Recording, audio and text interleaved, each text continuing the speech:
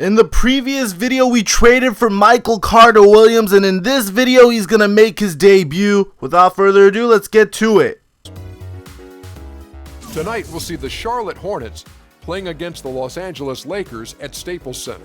The Lakers come into this one after the win against Phoenix. Maybe it hasn't been quite the start to the season they were hoping for. They're just 2-3 so far, but probably a little too early to get hung up on the one-loss record at this point. So Charlotte, they're coached by Steve Clifford. What can you tell me about him, Shaq? Well, he's a results type of guy, you know. He tells his players, hey, this is what I want, this is what I need you to do, and I need results. And he's all about winning. Last year was the best year in a long time under him. You know what, Ernie? Even though he's a young, no-name guy, they trust him. Are you a results guy? Of course I am. What's your favorite result? 2 + 2 results in 4. Wow. Dr. O'Neill, at your service. Here's Kevin Harlan.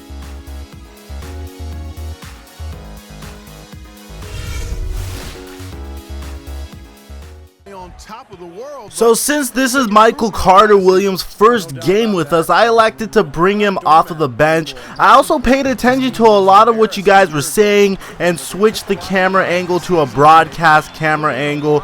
So let me know in the comments section if you guys want me to keep it up with the broadcast camera angle or you prefer the 2K. Just pretty much vote on it in the comment section. I'll check that out after and make a decision. But you can see over here we're able to get an alley-oop to Kobe Bryant. Still showing off those hops, but I guess he just doesn't have the juice to dunk it anymore.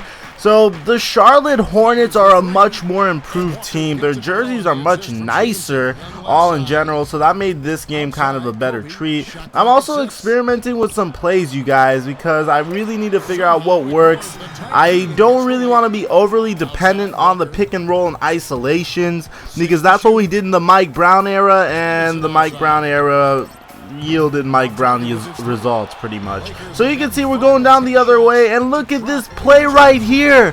Kobe Bryant to Julius Randle, who completely baptizes Lance Stevenson. Look at that vertical, man. That's why we took him with the number 7 overall pick this year.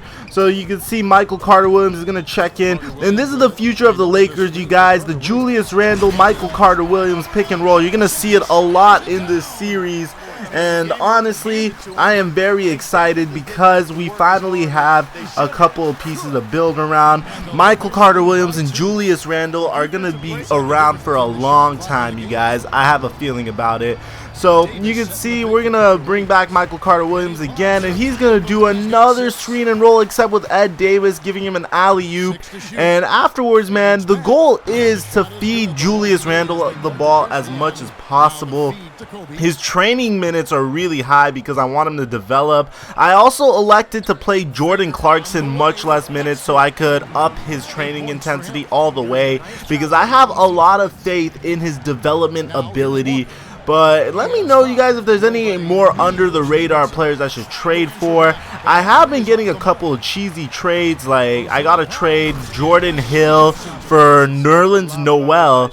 I believe it was actually Jordan Hill and a number 1 overall pick for Nerlens Noel, but I just felt like that would be too cheesy to take it. Let me know in the comment section what do you guys think. But anyways, you can see we're going to feed Julius Randle the ball right here, and he's just going to work, man. He's doing really well in his role with the Lakers, and afterwards we're able to feed him with another alley, just getting him easy buckets, man. Whatever can help him settle in the most. But right now you can tell the pick and roll is our go-to play, but that's because we have players such as Julius Randle that could easily finish at the basket, and Ed Davis, man, he's been producing as well, as Michael Carter-Williams is able to go ahead and get a basket to fall. Unfortunately, Michael Carter-Williams struggled in general in this game from the field. He did end up getting his points, but he didn't get it in the most efficient fashion. But that is something I'm guessing that isn't working out due to chemistry. He hasn't learned the playbook yet. He's just new to the franchise all in general, so that's pretty normal. As Gerald Henderson gets this foul and one on the other player that we acquired from the trade, Hollis Thompson. So you can see we are only up by 3. This game is way too close for comfort, and it's a good measuring stick, man, because if we lose to the Charlotte Hornets, it means that we suck. We are just terrible. We are currently 2-3, but that's realistic. That's what you should expect from the Lakers as of now. We aren't rebuilt yet, and it's going to take some time. However, we are trying to win Kobe Bryant his final couple championships before he rides off into the sunset and finishes what would be a Hall of Fame career. So you can see Michael Kidd-Gilchrist was, you know, wide open on that shot. Why do I give Michael Kidd-Gilchrist so much room? Well, the Charlotte Hornets, in my opinion, haven't done the best job developing MKG, and that's mainly because since he got drafted, he's been known as a player with a high motor that can't shoot. And right now, all he is a player with a high motor that can't shoot. It's been 3 years almost, or has it been 2?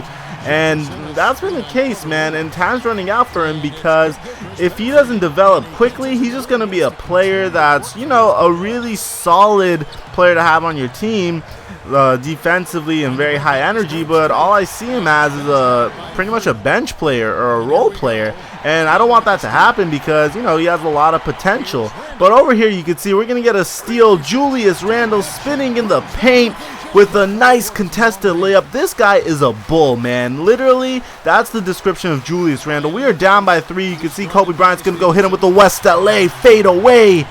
And now, final possession, well, final 24 seconds of the game, you could see the Charlotte Hornets miss a shot.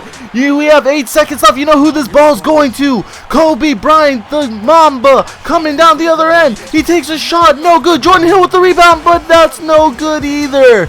And just like that, we lose to the Charlotte Hornets by 1 point. And man, that is frustrating. You can see Julius Randle went under 50% from the field, 45% to be exact. Michael Carter-Williams, about the same, man. And these are the stats for all of our players. And honestly, you guys, I have a lot of faith in the potential of this team.